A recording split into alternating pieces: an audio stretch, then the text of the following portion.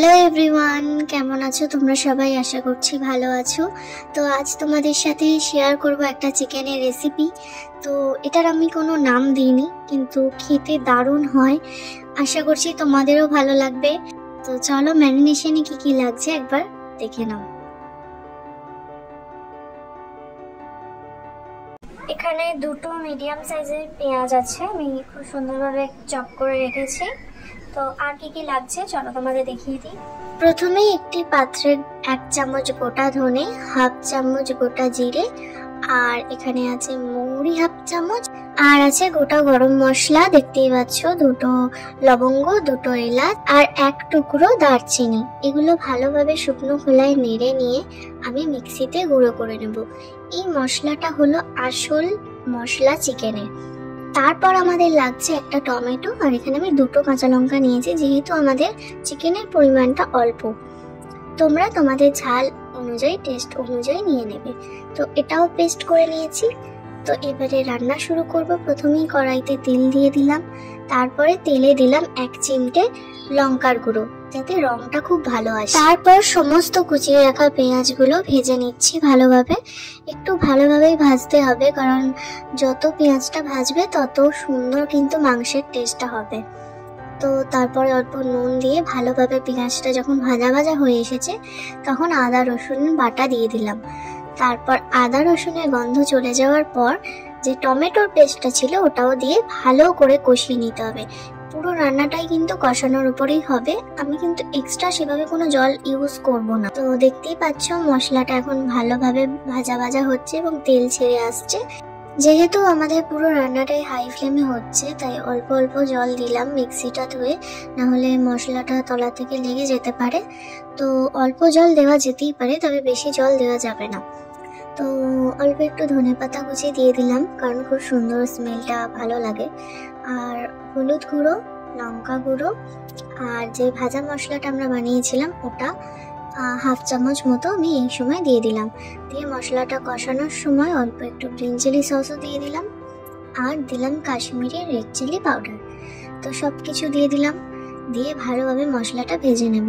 দেখতেই পাচ্ছ কত সুন্দর কালারটা এসেছে। পুরো রান্নাটাই আমাদের কষিয়ে কষিয়ে করতে হবে, একটু টাইম লাগতে পারে, বাট খেতে অপূর্ব লাগবে, আমি কথা দিচ্ছি।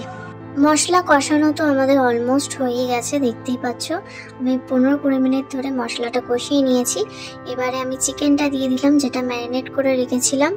দিয়ে চিকেনের সাথে মশলাটা ভালোভাবে মিশিয়ে নিয়ে ভালোভাবে আবারও কষাতে হবে, এবং পুরোটাই হাই ফ্লেমে হবে।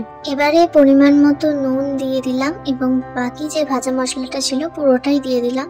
দিয়ে ভালোভাবে কষাচ্ছি, এবং চিকেনটা কষানোর সময় আমি 2বার অল্প অল্প জল দিয়েছি, নাহলে চিকেনটা তলা থেকে লেগে যেতে পারতো। তো দেখতেই পাচ্ছ এখন চিকেনটা কষানো হচ্ছে এবং কত সুন্দর তেল ছেড়ে এসেছে, দেখেই লোভ লাগছে। তো তোমাদের কেমন লাগছে সেটা অবশ্যই জানিও কমেন্টে। চিকেন কষানো আমাদের মোটামুটি হয়ে এসেছে, তো অল্প ধনেপাতা ছড়িয়ে দিলাম উপর থেকে।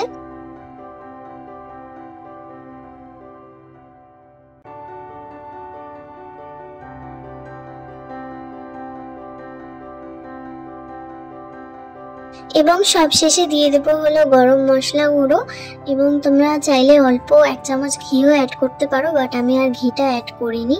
এবং আমাদের চিকেন কষা একদম রেডি। তো এটাকে চিকেন কষাই বলছি, যেহেতু পুরোটাই কষিয়ে রান্না হয়েছে। কেমন লাগছে দেখতে সেটা শুধু জানাও কমেন্টে। এই চিকেন কষাটা তোমরা শুধু ভাত দিয়ে নয়, রুটি দিয়েও খেতে পারো, পরোটা দিয়েও খেতে পারো, অসাধারণ লাগবে এবং আমাদের সবারই ভালো লেগেছে।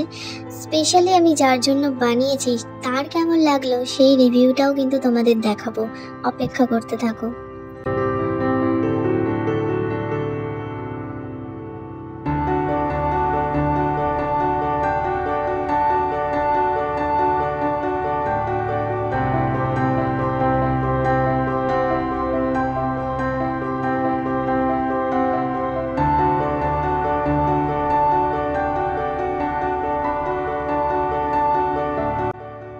স্পেশালি আমি যার জন্য বানিয়েছি এবার চিকেনটা তার জন্য থালায় বেড়ে দিচ্ছি।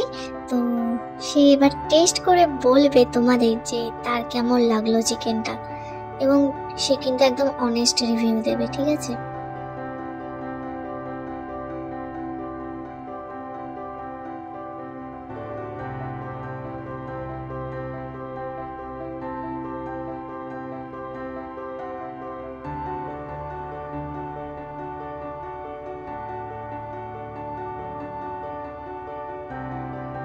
তো বল কেমন লাগছে তোর চিকেনটা? দুর্দান্ত, মানে আমার বলার কিছু ভাষা নেই। বাড়িয়ে বলছিস না তো? হেভি খেতে হয়েছে। থ্যাংক ইউ, খুব সুন্দর হচ্ছে, থ্যাংক ইউ করার জন্য। তো তোমরা শুনেই নিলে, এবং ও কিন্তু আমার সম্পর্কে বাড়ি একটা কথাও বলবে না, সেটা তোমরা সবাই জানো কি আমি জানি না। ওর ভালো না লাগলে ও সেটা মুখের উপরেই বলে দিত। তো ভিডিওটা তোমাদের কেমন লাগলো সেটা অবশ্যই কমেন্ট করে জানিও। বাড়িতে অবশ্যই একবার ট্রাই করো, আশা করি ভালো লাগবে। তো ভিডিওটা এতদূর পর্যন্তই, আবার দেখা হবে নতুন একটা ভিডিওর সাথে। ততক্ষণ তোমরা সবাই খুব ভালো থেকো, সুস্থ থেকো, আর এরকম ভিডিও আরো দেখার জন্য লাইক এন্ড সাবস্ক্রাইব করে পাশে থেকো। টাটা।